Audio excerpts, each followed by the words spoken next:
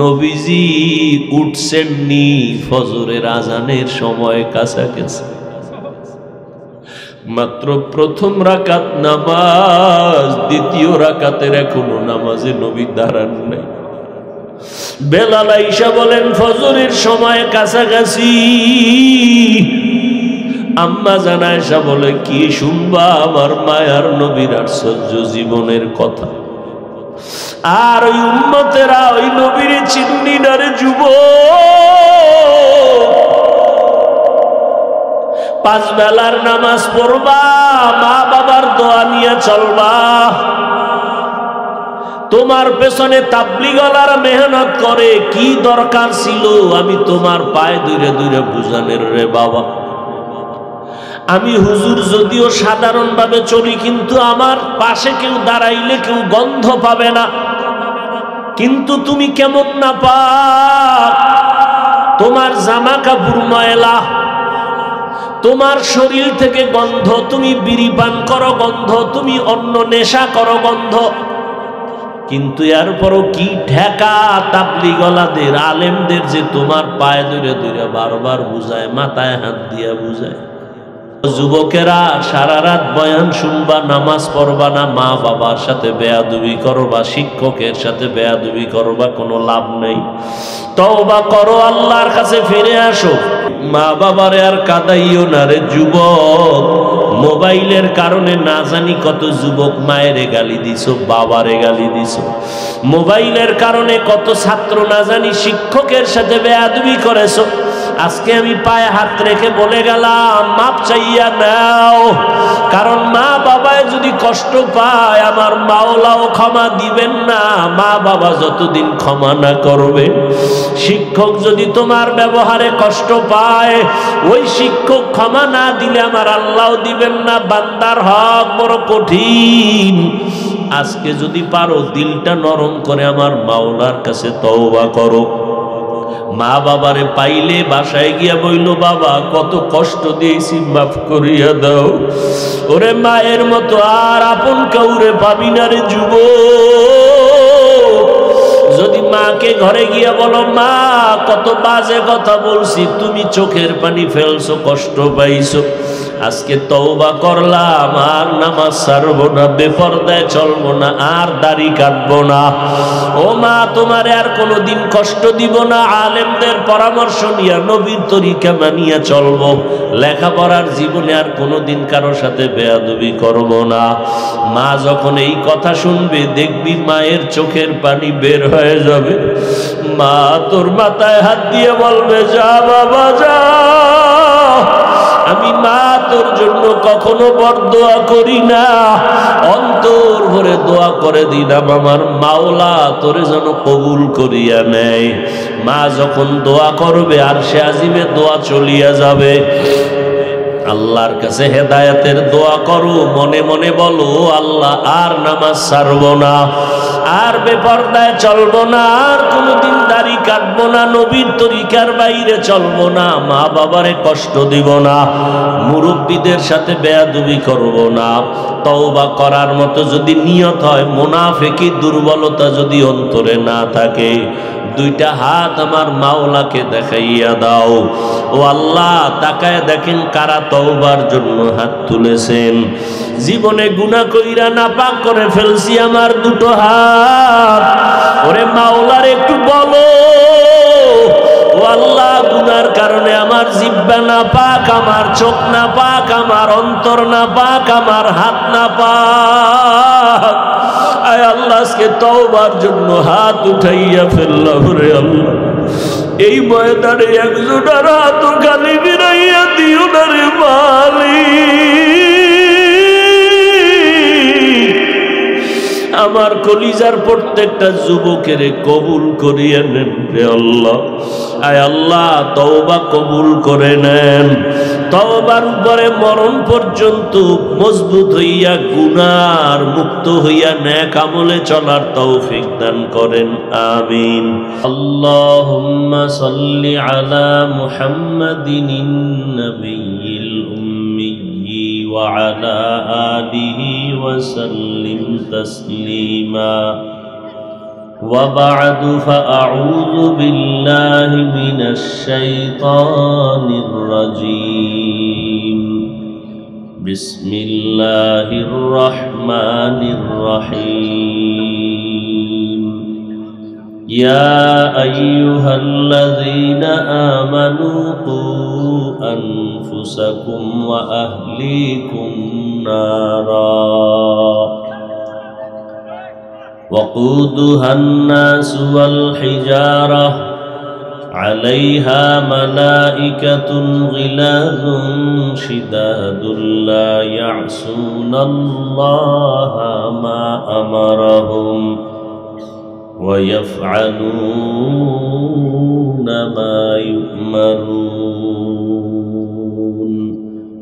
وقال النبي صلى الله عليه وآله وسلم ألا كلكم راع وكلكم مسؤول عن رعيته أو كما قال النبي عليه الصلاة والسلام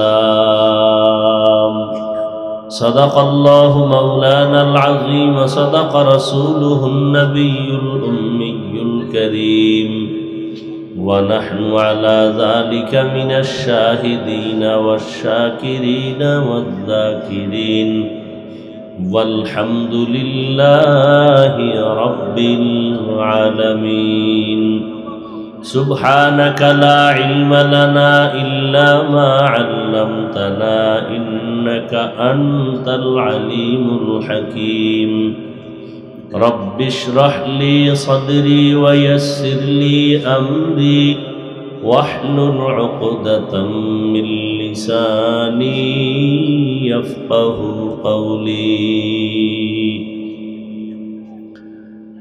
حقیقت کھل جائے گی بوقت امتحان تیرے حقیقت کھل جائے گی بوقت امتحان تیرے کہ سستی میں یا محنت میں گزاری زندگی تو نے کہ سستی میں یا محنت میں گزاری زندگی تو نے محمد نے آ کر کفر کو مٹایا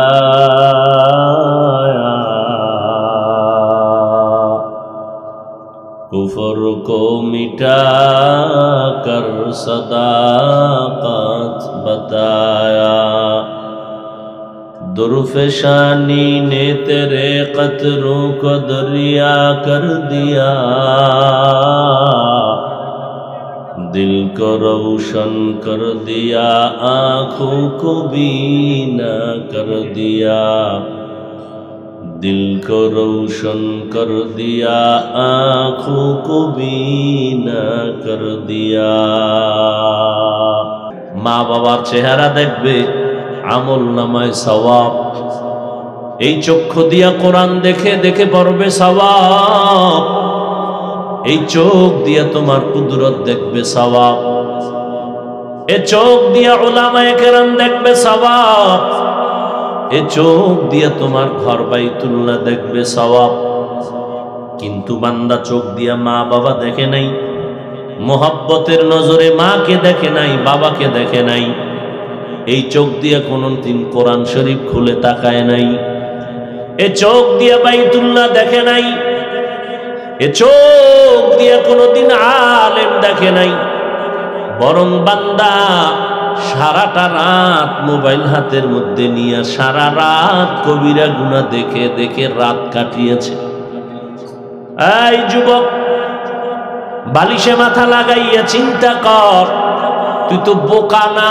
তোর ব্রেন তো নষ্ট না আল্লাহ তো বুঝ ক্ষমতা দান করছেন একটা পশুর মধ্যে আল্লাহ পাক বুঝার মতো ক্ষমতা দেন নাই তোমার মধ্যে দিয়েছেন একটু চিন্তা করো যে দুই চক্ষু দিয়া সারা রাত আল্লাহর দেওয়া নেয়ামতের ঘুম নষ্ট করে যে মোবাইলে সময় কাটাইতেছো রে বাবা সারা রাত কবিরা গুনাহ করতেছো তোমার মতো কত যুবক তাকায় দেখো দুই চোখ আছে কিন্তু চোখে পাওয়ার নাই আমার আল্লাহ যদি তোরে অন্ধ বানাইতেন, একটু চিন্তা কর কেমনে মোবাইলে কবিরা গুনাহগুলো দেখতি।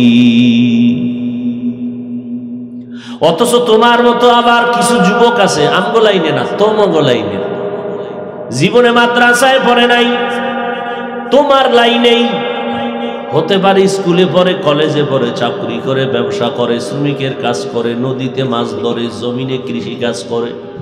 নজর করে দেখো, টাইম মতো ঘুমায়, টাইম মতো খানা খায়, টাইম মতো নামাজ পড়ে, কোনো মোবাইলে গুনাহ করে না। এর সাক্ষী তুমি দিবা, আমি না। সত্য কথা মানো না মানো, সাপোর্ট দিও। বলো তোমার লাইনে এরকম যুবক আছে না নাই?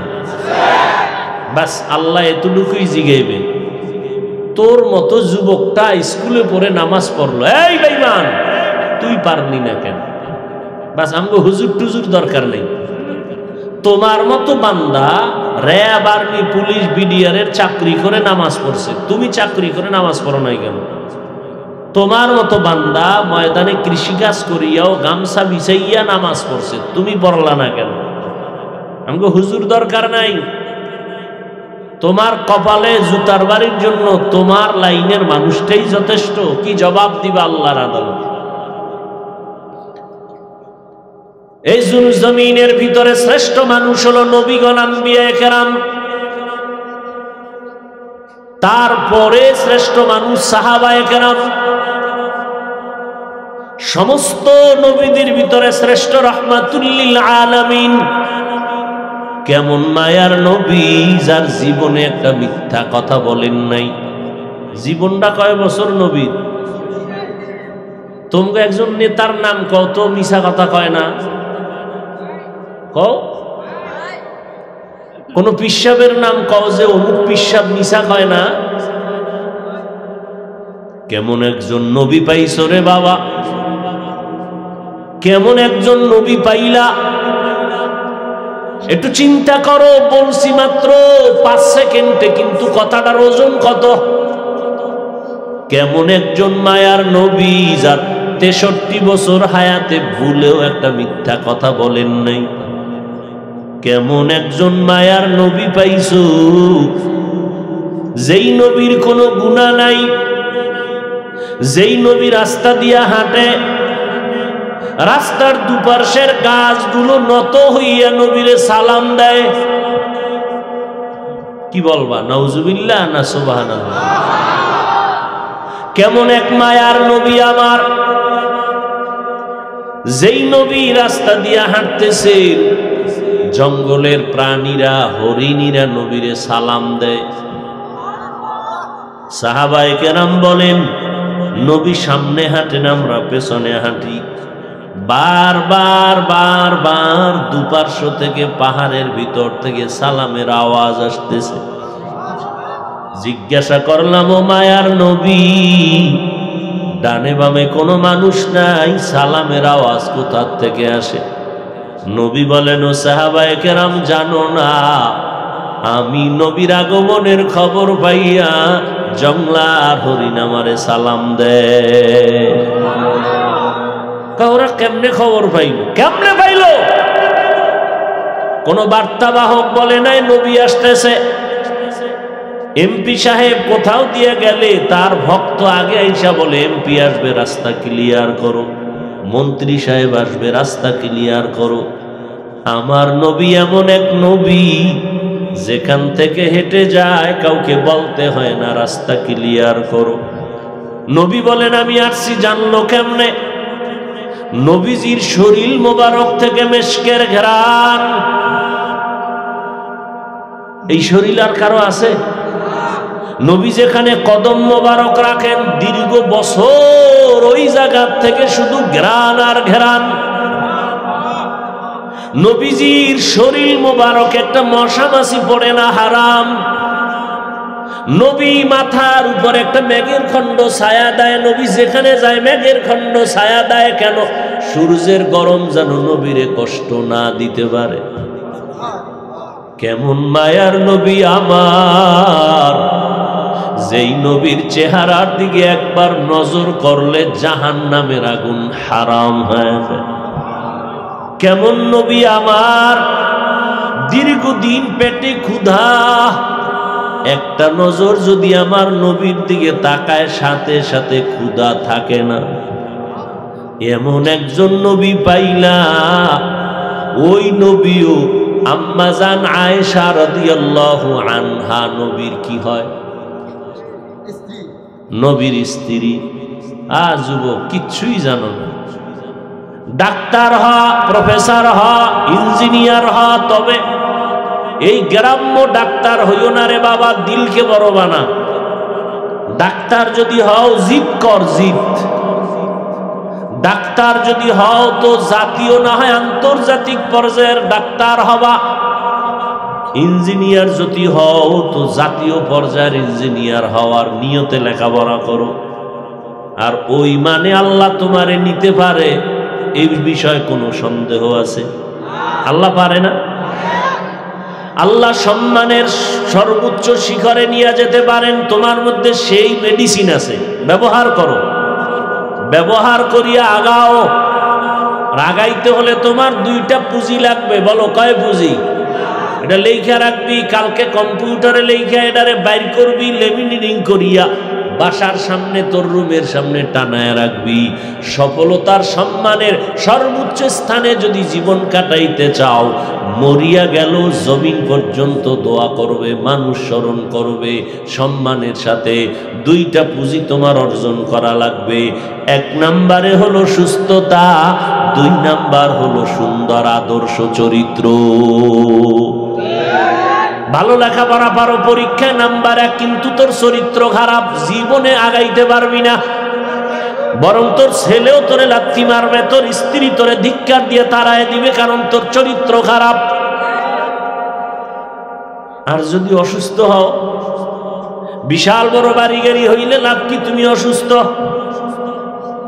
এজন্য সুস্থতা লাগবে। আর কি লাগবে দেখছো, এই মাত্র কইলাম, সৎ চরিত্র, আখলাকে হাসানা, দোনোটা লাগবে না? চরিত্র ভালো কিন্তু অসুস্থ হবে? এই যুবকেরা কথা কও, হবে? এই দোনোটা ডাইরেক্ট জবাই করতেছে ওই গজবের মোবাইল দিয়ে। আমরা হুজুরেরা খালি কি জাহান্নামে রস করি। শোন, আজকে বাসায় যাইয়া সারা রাত তো মোবাইলে আকামি করলি, আজকে আমার পরামর্শ নিয়ে একটু করিস। বাসায় গিয়া গুগলে সার্চ দিবি। আজকে মোবাইল থেকে ভালো কিছু নেওয়া যায় না, এই বাসায় গিয়া গুগলে সার্চ দিবি। সমস্ত চিকিৎসা বিজ্ঞানীরা একমত,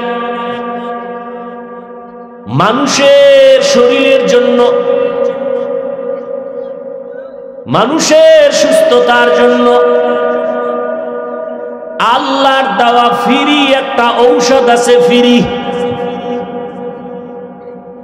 কির জন্য? সুস্থতার জন্য। আল্লাহর দেওয়া একটা কি ঔষধ আছে? ফ্রি, রাতের ঘুম। আজকে গুগলে সার্চ দিবে, রাতের ঘুম হলো শরীরের জন্য আল্লাহর দেওয়া ফ্রি। শুধু ঔষধ নয়, মহা ঔষধ। এজন্য দেখো না, কিছু রোগী ঘুমায় উইঠা সুস্থ, ঠিক না? আবার কিছু সুস্থ মানুষ ঘুমায় উইঠা অসুস্থ। ঘুমটা কত বড় নেয়ামত। কারণ কি? কয় যে বেশি ঘুমাইলো সমস্যা, কম ঘুমাইলো। সব চিকিৎসা বিজ্ঞানীরা একমত, রাতের ঘুম হলো আল্লাহর দেওয়া শরীরের সুস্থতার জন্য মহা ঔষধ। এখন সারা রাত নেই না, রাতের কোন অংশটা ঔষধ? প্রথম অংশ ঔষধ না, শেষ ভাগ ঔষধ না, মধ্যরাতের ঘুম শরীরের ঔষধ। মধ্যরাতের ঘুম 10টা 11টার পরে 2টা 3টা পর্যন্ত, এরপরে ঘুম শরীরের ঔষধ না। এই জন্য দেখছো নি দৈনিক 5 বার আজান হয়, ফজরের আজানটা একটু আলাদা। আজান কি আলাদা? কি আসসালাতু অর্থ কি? কি সারা রাতের ঘুম থেকে নামাজ ভালো? হ্যাঁ, কোন ঘুম থেকে নামাজ ভালো? মাঝখানের ঘুম, মধ্যরাতের ঘুম, কোন রাত? মাওলা ওই সময় প্রথম আসমানে আসে, আর তুই নাফারমান ঘুমায় থাকবি, এই বেদবি তো হয় না। আচ্ছা আমাকে বলো, আল্লাহ প্রথম আসমানে আসেন এই কথাটা আজকে যুবকদেরকে বলছে, আজকে শুনছো না আরো আগেও জানো? একদিন আসেন না প্রতি রাত? এবার বলো, আল্লাহ কি বান্দার থেকে কিছু নিতে আসেন না কিছু দিতে আসেন? তোমার লাগবে কিছু, তো ঘুমাও কেন? কি ওয়াজ করবো বলো তো বাবা? তোমার কি সুস্থতা লাগবে? তা আল্লাহ তো দিতে আইছে, চাইবে না? মায়ের কাছে চাইতে চাইতে জিহ্বা নষ্ট, বাবার কাছে চাও, সবার কাছে চাও, চেয়ারম্যানের কাছে চাও, মেম্বারের কাছে চাও, এইটা দেন এইটা দেন। মাওলার কাছে কয়দিন চাইছে? তোমার ব্রেন কম। আল্লাহ বলে আমার কাছে চাও, তোমার টাকা লাগবে। আল্লাহর কাছে চাও। ফেরাউন্নে কিন্তু চাইছে, ফেরাউন্নে ভোর রাইতে কিন্তু ঘুমায় নেই, কাঁদছে, ও আল্লাহ আমি জানি তুমিই খোদা, কিন্তু আমি আখেরাত চাই না, দুনিয়া চাই, আমার দুনিয়ার মাস্তানিটা দিয়ে দাও। আল্লাহ কয় দিয়ে দিলাম। ফকিন্নির ভোলা ফেরাউন, এক পয়সা নাই ফেরাউনের চলার। মানুষের ক্ষেতের শশা কাইটা কাইটা মাথায় লইয়া মিশরে বিক্রি করত, 8 আনা পয়সা পাইত, ওই সময়ের ওই টাকা। এইরকম কইরা কইরা ফেরাউন জিরো থেকে হিরো ইয়া মিশরে চেয়ারে বইয়া হামান রে কয়, হামান শরীর দিয়ে একটু গরম, তা কি করতে কি করবা? কয় খোদা খোদা ভাব ভিতরে একটু দাবি করুননি, করো। কথা করলে আর ছোট দাবি করে লাভ কি, বড় খোদাই দাবি করে। আল্লাহ কোরআনে আয়াত নাজিল করে দিলেন, কি বলছে ফেরাউন? আনা রব্বুকুমুল আ'লা, আমি শুধু খোদা না, সব থেকে বড় খোদা। মিশরের সামনে কইতো সবাই রে আমি খোদা, ভোর রাইতে কামতো একা একা, আল্লাহ তুমিই খোদা। তবে আমি দুনিয়া চাই, আখেরাত চাই না। দেখছো নি কারবার? আমিও আর চ্যালেঞ্জ দিলাম, ফেরাউনের মতো যদি টাইট মতো কানতে পারো কয়েক রাত, আর কবি আল্লাহ আখেরাত চাই না দুনিয়া চাই, দেখবি ধামাধাম বড় লোক হয়ে যাবে। তাই মরার আগে টের পাবি, মাইয়া পোলা গোষ্ঠী শুদ্ধ সব শেষ। হায় হায় হায় হায়। যুবক, এই যে এতক্ষণ কথা বলতেছি, একবারও কি বলছি মাদ্রাসায় ভর্তি হইতে? তাবলিগ না করলে গুনাহ হইবে, একবারও বলছি? আমগো মতো হুজুর না হইলে জাহান্নামে যাইবা, একবারও বলছি? পীর সাহেবের কাছে না গেলে তুমি জাহান্নামে যাবা, একবারও বলছি? আর কেমনে বুঝাইলে তোমরা দিনের পথে আসবা? আমি কিন্তু একবারও বলি নাই আমার পথে আসো, কি তোমার পাও ধরলে তুমি নবীর তরিকা মানবা? আচ্ছা বলো তো যুবক ভাইরা, নবীজির থেকে দামি কোনো মুফাসসির, মুহাদ্দিস, মুফতি, বক্তা, ডাক্তার, দার্শনিক, বৈজ্ঞানিক, সত্যভাবে বইল, সবার সাথে তাল মিলেও না, বিবেক কি বলে একটু চিন্তা করে বলো, কেউ আসিল? আছে? আসবে? সবাই একমত? ওই নবীজির আদর্শ, চরিত্র, আখলাক, নিয়ম, পদ্ধতি, এটা উত্তম না নবীর থেকে আরো উত্তম আদর্শ কারো কাছে আছে? নাই? নবীরটা শ্রেষ্ঠ। তাহলে নবীর আদর্শের মধ্যে কি চুল কাটার নিয়ম আছে? নখ কাটার নিয়ম আছে? তুমি বেঈমানের লাইনে চুল কাটলা কেন? আমার ওয়াজ সহজ, কোনো পেঁচগোছ নেই, বিবেকে ধরে? বলতেছো নবীরটা শ্রেষ্ঠ, আমি চ্যালেঞ্জ দিলাম, যদি একজন যুবক দাঁড়ায় কয় হাফিজ ভাই নবীর আদর্শ ছাড়া আর একজনের কাছে ভালো আদর্শ আছে, কসম আল্লাহ আমি নবীরটা বাদ দিয়ে ওইটা নিব। নাম্বার 2, যদি বলতে পারো বেঈমানের লাইনে নখ কাটলে, চুল কাটলে চোখের জ্যোতি বাড়ে, যৌবন বাড়ে, স্বাস্থ্য ভালো থাকে, সুস্থতা থাকা যায়, একটা কও। আমি তো অনেকগুলো গেলাম, তুমি একটা কও দাঁড়ায় যে হাফিজ ভাই বেঈমানের লাইনে চললে তাহলে রোগশোক হয় না, বেঈমানের লাইনে চুল কাটলে মাথা অল টাইম ঠান্ডা থাকে, গরম থাকে না, এরকম একটা কও। আমি এখন ওই বেঈমানের লাইনে চলে যাও। যুবক বলো, যদি বলো নাই তা প্রশ্নের জবাব দাও, বেঈমানের লাইনে গেলা কেন? কি স্বার্থ কি? আমার নবীরটা বাদ দিয়ে গেলা কেন? আবার তুমি চাপাবাজি করবা তুমি রসুলের আশেক। তো ভণ্ড কারা? আমরা। তুমি চুল বেঈমানের লাইনে কাটলা, নখ কাটলা, দাড়ি কাটলা, এরপরে তুমি যদি কও তুমি আশেক, তো ভণ্ড কারা? আমরা। সহজ কথা। হয়তো আমরা আশেক, তোমরা ভণ্ড, না হয় তোমরা আশেক আমরা ভণ্ড।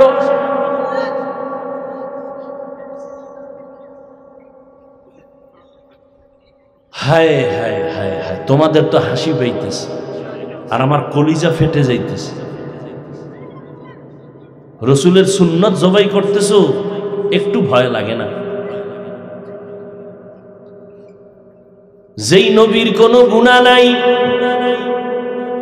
আম্মা জান আয়েশা রাদিয়াল্লাহু তাআলা আনহা, ও যুবক, তুমি যেই লাইনে থাকো, সফল জীবন যদি চাও, দুইটা পুঁজি লাগবে। এক নম্বরে সুস্থতা, দুই নম্বরে কি? সুন্দর চরিত্র, সৎ চরিত্র। এই দুই জিনিস নষ্ট হইয়া গেল মোবাইলের কারণে। এখন নিজে যদি চিন্তা কইরা বের করো, না আমি আবার নতুন ভাবে জীবনকে সাজাইতে চাই, মোবাইলের গুনাহ ছেড়ে দাও, মা বাবার দোয়া নাও, আলেমদের পরামর্শ নিয়ে নবীর সুন্নত অনুযায়ী 5 ওয়াক্ত নামাজ পড়ো, চোখ দুইটা হেফাজত করো, জবানটাকে কন্ট্রোল করো, দেখবা আমার আল্লাহ তোমাকে জিরো থেকে হিরো বানায় দিবে। ডাক্তার হইল তোমার সম্মান কমবে না, ইঞ্জিনিয়ার হইল তোমার সম্মান নষ্ট হবে না। সুস্থতার জিন্দেগি রেডি করো আর চরিত্রটা সুন্দরভাবে সাজায় নাও। তোমার জবানের ব্যবহারে মা বাবা যেন কখনো কষ্ট না পায়, আলেম কষ্ট না পায়, এলাকার মুরব্বীরা কষ্ট না পায়, তোমার বন্ধু বান্ধবেরা যেন কষ্ট না পায়। মনের মাঝে মাঝে বুঝাইও রে মন, হাফিজ ভাই যা বললে এটা তো আমাদের লাইনেই বলল, আর আমারে একা চাপায় দেয় নাই, আমাদের লাইনেও তো বহু যুবক আছে নামাজ ছাড়ে না। ঢাকা বিশ্ববিদ্যালয়ে যাইয়া দেখবা, জাহাঙ্গীরনগরে গিয়া দেখবা, মাথায় পাগড়ি লাগানো, লম্বা দাড়ি, লম্বা জামা, পেছন দিক দিয়া তাকাইলে মনে হয় বাইতুল মুকাররমের খতিব। ভাইজান আপনার এই সুরত কেন? কোন মাদ্রাসায় পড়াইছেন? হয় না আমি ঢাকা কলেজের ছেলে। এই সুন্দর চরিত্র কেন? এই সুন্দর সিরাত সুরাত কেন? বলে কোরআন ওয়ালার সাথে সম্পর্ক লাগাইছি। আমি কিন্তু একবারও বলি না আমগো মতো হুজুর হয়ে যাও। আর কেমনে বলবো বলো বাবা? বলি নাই সব স্কুল কলেজ বন্ধ করে মাদ্রাসায় আসো, একবারও বলি নাই।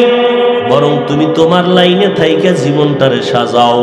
তোমার লাইনের ডাক্তার 5 ওয়াক্ত নামাজি আসেনি, ইঞ্জিনিয়ার 5 ওয়াক্ত নামাজি আসেনি, তাহলে তোমারে কেন আমি খারাপ বলবো রে বাবা? লাইনে আইসা তাড়াতাড়ি রেডি হও। আম্মা জান আয়েশা রাদিয়াল্লাহু তাআলা আনহা, নবীজির স্ত্রী, 6 বছর যখন আম্মা জানের বয়স, নবীর সাথে বিবাহের বন্ধন হলো। আম্মা জানের যখন 9 বছর বয়স হলো, নবীজির ঘরে আসলেন সংসারে। আম্মা জানের যখন 18 বছর বয়স, নবী বিদায় হয়ে গেলেন। নবীজির ঘর করলেন কয়দিন? 9 বছর। এই 9 বছর টোটাল আম্মা জানের বয়স 18, এর মধ্যে নবীর সোহবাত পাইছেন মাত্র এই 9 বছরে। এতটুকু সোহবাত পাইয়া কত দামি হয়ে গেছে। আম্মা জান আয়েশা হলেন পৃথিবীর শ্রেষ্ঠ কোরআনের হাফেজা, পৃথিবীর শ্রেষ্ঠ মুফাসসিরা। আম্মা জান বলেন আমি 2000-এর উপরে হাদিস মুখস্থ করেছি। বড় বড় সমস্যায় পড়লে সাহাবায়ে কেরাম আম্মা জানের কাছে আসতেন, আম্মা জান সমাধান দিতেন।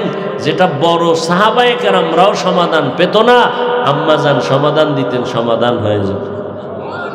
শুধু আম্মা জানের ইতিহাসগুলো বলতে গেলে অনেক সময়ের দরকার। আল্লাহ কি দিছেন মাত্র 9 বছরের এই সোহবতে। আম্মা জানকে একদিন সাহাবায়ে কেরামদের মধ্য থেকে কেউ জিজ্ঞাসা করলেন, নবীজির আশ্চর্য কিছু আসেনি, আমাকে একটু শুনান তো আম্মাজান। আম্মাজান কি কয়, নবীজির আশ্চর্য না কোনটা? তবে একদিনের একটা আশ্চর্য কথা শুনাই। আম্মাজান বলতেছেন, নবী একদিন এশার নামাজ পড়া আমার রুমে আসছেন। আয়েশা কয়, আম্মাজানকে বলতেছেন, আজকের রাত্রটা আমাকে একটু ছুটি দিবেননি? কে কয়? দেখছেন নি, ঘুমায়। আর এই গজবের মোবাইলে যে বলতেছি, লজ্জা শরম নাই তো? ও নিয়ে ব্যস্ত, কি বয়ান করিও, কানে যায় না তো, দিলেও যায় না, কানেও যায় না। আর মোনাজাতের পরে মোবাইল যখন চোরে নিয়ে যাইব, ওর কপাল সব শেষ, আমও গেল, সালাও গেল।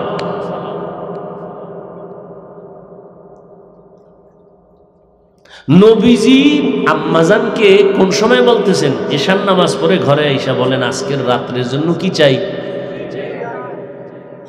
দেখছেন নি কারবার? আল্লাহ আমাদের মাফ করে দেয়। নবীজির মতো ব্যক্তি আম্মাজানকে বলেন, আজকের রাত্রের জন্য একটু কি চাই? আর আমার পুরুষ বাবারা ঘরের মধ্যে স্ত্রী রেখে কোথায় যাও খবর নাই, আছে না নাই? নবী বলেন, ও আবু বকরের মেয়ে, আমাকে আজকে রাতের জন্য একটু ছুটি দেন। আম্মাজান বলেন, আমি সাথে সাথে বললাম, আলহামদুলিল্লাহ, কবুল করলাম। আম্মাজান বলেন, আমি নবীজির এই কথা বলা মাত্র দেখলাম নবী জায়নামাজ নিয়া আমার রুমের ভিতরে এক সাইডে নামাজের জায়নামাজ বিছায় নামাজে দাঁড়ায় গেলেন। নামাজে দাঁড়ায় গেলেন। নবী দাঁড়ায় আছেন তো দাঁড়াইয়াই আছেন, রুকুর খবর নাই। অঝোর দাঁড়ায় কান্না কান্না কান্না কান্না, দাড়ি মোবারক ভিজে গেল, বুক ভিজে গেল, জামা ভিজে গেল। দীর্ঘ টাইম নবী কান্নার পর রুকুর মধ্যে গেলেন, আর মাথা উঠান না, কান্না কান্না কান্না, উঠেন না। আমি চুপচাপ নবীর অবস্থাটা দেখতেছি, নবীরে বুঝতে দেই না, আমি ঘুমের বাহানা করে আছি। নবী কাঁদতেছেন। রুকুর থেকে যখন সেজদায় গেলেন, কয় রাকাতে? প্রথম রাকাতে। সেজদায় যাইয়া কি কান্না! আমার মায়ার নবীর কান্না রে বাবা। নবীর কোনো গুনাহ নাই, ওই নবী সেজদায় এমন কান্না শুরু করলেন। প্রথম রাকাতের প্রথম সিজদা, কান্না কান্না কান্না, এত দীর্ঘ টাইমের কান্না। ইতিমধ্যে বেলাল রাদিয়াল্লাহু আনহু আয়েশা পিছন থেকে আওয়াজ দিছে, নবীজি উঠছেননি, ফজরের আজানের সময় কাছাকাছি। মাত্র প্রথম রাকাত নামাজ, দ্বিতীয় রাকাতের এখনো নামাজে নবী দাঁড়ান নাই। বেলাল আয়েশা বলেন, ফজরের সময় কাছাকাছি। আম্মা জান আয়েশা বলে, কি শুনবা আমার মায়ার নবীর আশ্চর্য জীবনের কথা। আর ওই উম্মতেরা ওই নবীর চিন্নি না রে যুবক। পাঁচ বেলার নামাজ পড়বা, মা বাবার দোয়া নিয়ে চলবা। তোমার পেছনে তাবলীগওয়ালারা মেহনত করে, কি দরকার ছিল আমি তোমার পায়ে ধরে ধরে বুঝানের রে বাবা। আমি হুজুর যদিও সাধারণভাবে চলি, কিন্তু আমার পাশে কেউ দাঁড়াইলে কেউ গন্ধ পাবে না। কিন্তু তুমি কেমন না পাক, তোমার জামা কাপড় ময়লা, তোমার শরীর থেকে গন্ধ, তুমি বিড়ি পান করো গন্ধ, তুমি অন্য নেশা করো গন্ধ। কিন্তু এরপরও কি ঠেকা তাবলীগওয়ালাদের, আলেমদের যে তোমার পায়ে ধরে ধরে বারবার বুঝায়, মাথায় হাত দিয়া বুঝায়। তোমার পিছনে সময় দেওয়ার দরকার কি? তুমি জাহান্নামে গেলে আমার কি? তুমি আযাবে আগুনে পুড়লে আমার কি? কিন্তু না, এই 12 মাস আলেম ওলামারা, জুমার দিন খতিব সাহেবরা, ইমাম সাহেবরা কত বুঝান না, তুমগো বুঝায়। একটা গালিও দেয় না, খারাপ কথা বলে না, বরং তোমরা নামাজ পড়ো না, টুপি পড়ো না, আল্লাহ মানো না, নবী মানো না, এরপর আলেমরে কত খারাপ কথা বলো। কোনদিন আলেম তোমার খারাপ কথার জবাব দেয় না। কত খারাপ কথা বলো, ইমাম সাহেব তোমার খারাপ কথার জবাব দেয় না, বরং দেখা হলে সালাম দেয়, জানে তুমি গালি দিছো, কিন্তু সামনে এসে হাসি দিয়া কয় কেমন আছেন, কয় হুজুর আমি অসুস্থ, কয় মসজিদে আজকে নামাজে দোয়া কইরা দিব। ইমাম সাহেব কোনোদিন কারো ব্যাপারে বরদোয়া করে না, সবার জন্য দোয়া করে। হেদায়েতের মালিক আমার আল্লাহ, ওই আল্লাহর মোহাব্বত অন্তরে জমা কইরে একটু তৈরি হয়ে যাও। ও যুবকেরা, সারা রাত বয়ান শুনবা, নামাজ পড়বা না, মা বাবার সাথে বেয়াদবি করবা, শিক্ষকের সাথে বেয়াদবি করবা, কোনো লাভ নেই। তওবা করো, আল্লাহর কাছে ফিরে আসো। চাকরি করো, ব্যবসা করো, লেখাপড়া করো, বাধা নাই, তবে মা বাবারে আর কষ্ট দিবা না। ওই মা বাবার চোখের পানি আর দোয়া ছাড়া পরীক্ষায় ভালো নাম্বার তুমি পাও নাই। ওই মা বাবার চোখের পানি আর দোয়া ছাড়া তুমি সম্মানের চেয়ার পাও নাই। ওই মা বাবার চোখের পানি আর দোয়ার ছাড়া তুমি টাকার মালিক, বাড়ি গাড়ির মালিক হতে পারো নাই। ওই মা বাবারে আর কাঁদাইও না রে যুবক। মোবাইলের কারণে না জানি কত যুবক মায়েরে গালি দিছো, বাবারে গালি দিছো। মোবাইলের কারণে কত ছাত্র না জানি শিক্ষকের সাথে বেয়াদবি করেছো। আজকে আমি পায়ে হাত রেখে বলে গেলাম, মাপ চাইয়া নাও, কারণ মা বাবায় যদি কষ্ট পায় আমার মাওলাও ক্ষমা দিবেন না, মা বাবা যতদিন ক্ষমা না করবে। শিক্ষক যদি তোমার ব্যবহারে কষ্ট পায়, ওই শিক্ষক ক্ষমা না দিলে আমার আল্লাহও দিবেন না। বান্দার হক বড় কঠিন। আজকে যদি পারো দিলটা নরম করে আমার মাওলার কাছে তওবা করো। মা বাবারে পাইলে বাসায় গিয়া বইল, বাবা কত কষ্ট দিয়েছি, মাফ করিয়া দাও। ওরে মায়ের মতো আর আপন কাউরে পাবি না রে যুবক। যদি মাকে ঘরে গিয়া বলো, মা কত বাজে কথা বলছি, তুমি চোখের পানি ফেলছো, কষ্ট পাইছো, আজকে তওবা করলাম, আর নামাজ ছাড়বো না, বেপরদায় চলবো না, আর দাড়ি কাটবো না। ও মা, তোমারে আর কোনোদিন কষ্ট দিব না। আলেমদের পরামর্শ নিয়ে নবীর তরিকা মানিয়া চলবো। লেখাপড়ার জীবনে আর কোনোদিন কারো সাথে বেয়াদবি করব না। মা যখন এই কথা শুনবে, দেখবি মায়ের চোখের পানি বের হয়ে যাবে।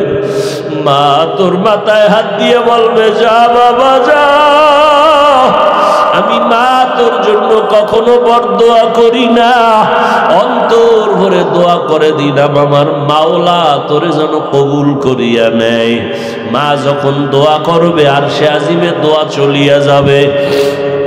আল্লাহর কাছে হেদায়েতের দোয়া করো, মনে মনে বলো, আল্লাহ আর নামাজ ছাড়বো না, আর বেপরদায় চলবো না, আর কোনোদিন দাড়ি কাটবো না, নবীর তরিকার বাইরে চলবো না, মা বাবারে কষ্ট দিব না, মুরব্বীদের সাথে বেয়াদবি করব না।